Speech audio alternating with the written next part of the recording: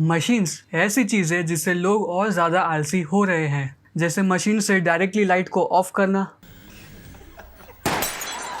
या फिर चलने में भी मशीन का यूज़ करना। अरे भाई जरा इधर पहले माले पे जाना है, रिक्शा ले लेना ऊपर तक। क्या? So recently Tesla was spotted testing its cars on the Indian roads, so I thought let's make a video like how self-driving cars works, and we will also discuss some pros and cons. So let's start. So talking about the self-driving cars, there are basically four types of sensors that are used in self-driving cars: the ultrasonic, radar, lidar and camera sensors. Talking about the ultrasonic sensors, these sensors are commonly used in parking systems.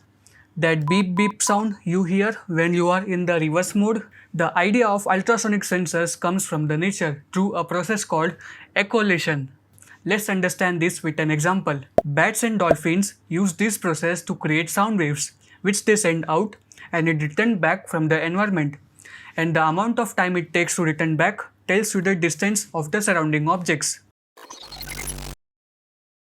So the next up is radar sensors. The full form is radio detection and ranging. So radar is a sensor that we use since 1930s. Originally, this sensor was used by military to detect enemy aircrafts. Today, the technology is used in vehicles for adaptive cruise control and in self-driving cars for obstacle detection. So radar releases short pulses of electromagnetic waves. As soon as the waves hit an object, they are reflected back to the sensor, and by this, the distance is calculated. So the next sensor is LiDAR. The full form is light detection and ranging. It is also known as 3D laser scanning. It is a sensor that self-driving cars use to scan their environment, but with lasers. LiDAR sensors releases thousands of beams of infrared light into its surroundings and waits for the beam to reflect back. LiDAR sensors use speed of light to calculate distance of the object. The longer it takes for LiDAR to receive the light signal, the further away the object is. The last and the latest, camera sensors. Self-driving cars often use video cameras and sensors in order to see and interpret the objects on the road, just like human drivers do with their eyes. The camera sensors can automatically detect objects, classify them, and determine the objects between them and the vehicle. For example, the camera sensors can easily identify other vehicles, cyclists, pedestrians, and all the other moving types. The first one, prevent drunk driving accidents. The drunk driving accidents would no longer occur, saving thousands of innocent lives. The next one, save time with self-parking features. Running late for a date or for an important office meeting? Don't worry. Your self-driving car could drop you off at your location and park itself, so that you would no longer have to spend time to find a parking spot. And also, it can pick you up when you're ready. Well, I would like to add another point, that you can also do your brushing and wear clothes in your self-driving cars. The next one, road rage. So we all have experienced road rage at some point in our life, whether you are the culprit or receiving it. Those days will be gone, as computers won't do tailgating.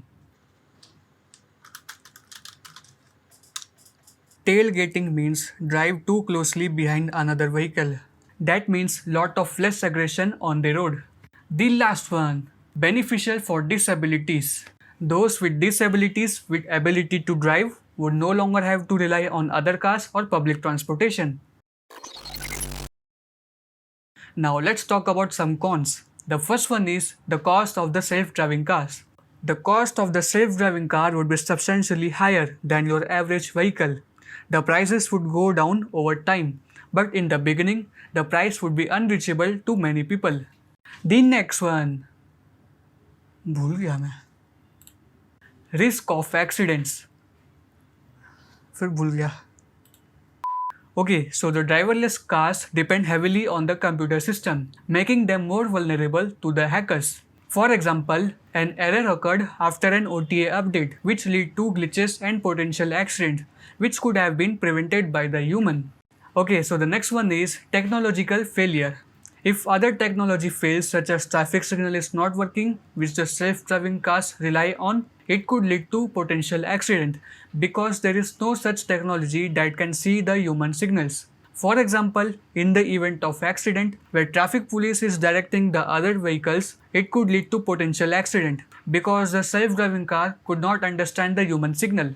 The last one, the road challenges. So it is still unclear that how self-driving car would handle true hazards like roadblocks, potholes or through the narrow roads. Because you know how the Indian roads become in the monsoon season. Sometimes the road is filled with water, sometimes the broken branches of trees lying on the road, and sometimes aunties on the scooter overtakes other vehicle like they did some mastery in driving. So this was all about self-driving cars and some pros and cons, and I will see you in the next one.